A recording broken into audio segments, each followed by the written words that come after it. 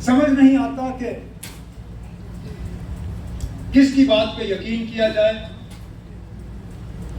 किसकी बात पे भरोसा किया जाए, किस चीज को हम सच माने, किस चीज को झूठ। सुप्रीम कोर्ट में एक बात कहा जाता है, सुप्रीम कोर्ट के बाहर दूसरी बात। अब पिछले ही दिनों अलग अलग बयान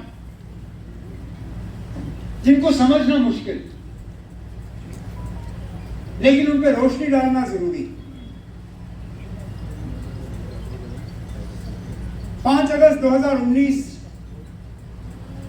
जब 370 हटाने का काम हुआ तो क्या कह के किया कि जम्मू कश्मीर को अभी पूरी तरह से मुल्क के साथ जोड़ा नहीं गया था।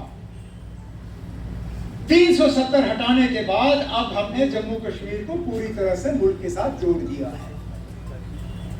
कहा या नहीं कहा? पिछले दिनों जब सुप्रीम कोर्ट में केस चला 370 को लेके, गवर्नमेंट के जो सबसे बड़े वकील हैं उन्होंने सुप्रीम कोर्ट के चीफ जस्टिस और 4 और जो जज हजरात हैं उनको क्या कहा? कहा कि 370 हटाना हमारे लिए बहुत जरूरी था, क्योंकि जम्मू कश्मीर के लोग अपने आप को बाकी मुल्क से अलग समझते थे। हमने 370 हटाया इस सोच को हटाने के लिए, और आज हम दावे से कह सकते हैं कि जम्मू कश्मीर को हमने पूरी तरह से मुल्क के साथ जोड़ा है। ठीक है, आपने कहा हम कौन होते हैं एतराज करने वाले, लेकिन उसके ठीक कुछ दिन बाद हम देखते हैं कि हमारे माननीय लेफ्टिनेंट गवर्नर साहब यूपी में तकरीर करते हैं और तकरीर में कहते हैं कि मैं तब तक जम्मू कश्मीर में हूं जब तक कि मैं जम्मू कश्मीर को पूरी तरह से मुल्क के साथ जोड़ता नहीं हूं।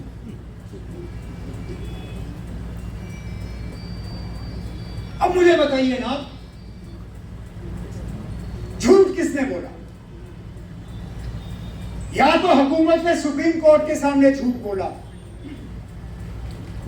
जम्मू कश्मीर को अभी तक पूरी तरह से मुल्क के साथ जोड़ा नहीं गया है, और हमारे गवर्नर साहब उस मिशन पे लगे हुए हैं,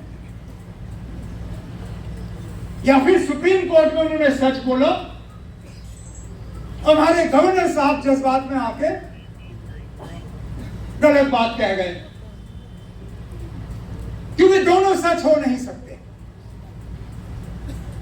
अब ये दोनों आपस में तय करें कि सच कौन बोल रहा था,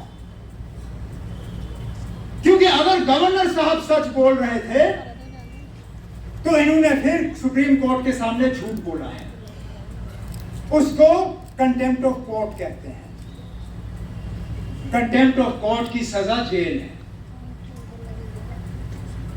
या फिर गवर्नर साहब ने गलत कहा तो फिर वो तस्लीम करें ना, आपके जज्बात में आके मैंने गलत किया कहा।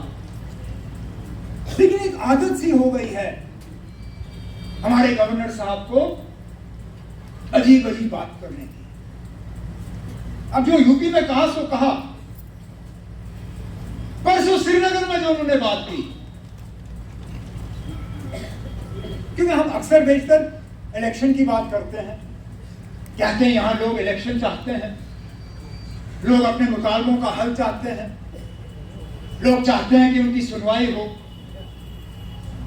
लेकिन अजीब बात हमारे लेफ्टिनेंट गवर्नर साहब ने उस फंक्शन में किया, कहा कि यहां सर्वे हुआ है और सर्वे के मुताबिक जम्मू कश्मीर की 80% आबादी जो है वो इलेक्शन नहीं चाहती।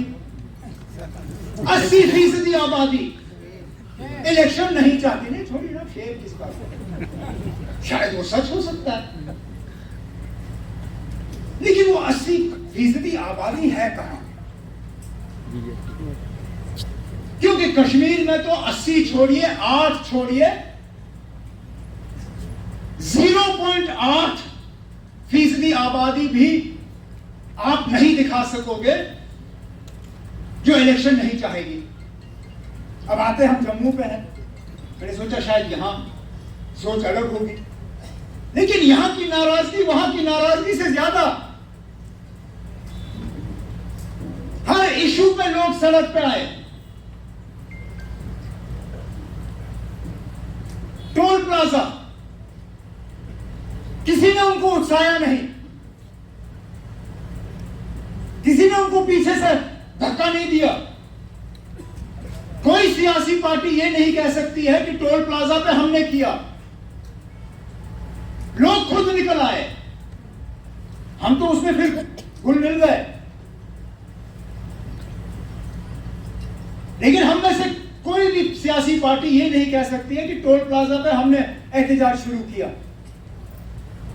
लोग नाराज हुए, बाहर आए, आज भी नाराज हैं। स्मार्ट मीटर,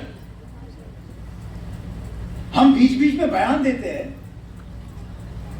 लेकिन बाहर आके एहतजाज लोगों का खुद का फैसला था। और सही पूछा मेरे साथियों ने, सुरेंद्र जी ने और अजय सिरोत्रा साहब ने, पहले तो आप डिजिटल मीटर लगा रहे थे, आप हमें कह रहे थे कि ये डिजिटल मीटर दुनिया का सबसे बेहतरीन मीटर है। उन मीटरों को लगे शायद ही कुछ दिन हुए, आप कहते हो ना ये मीटर नहीं, अब वो मीटर, स्मार्ट मीटर।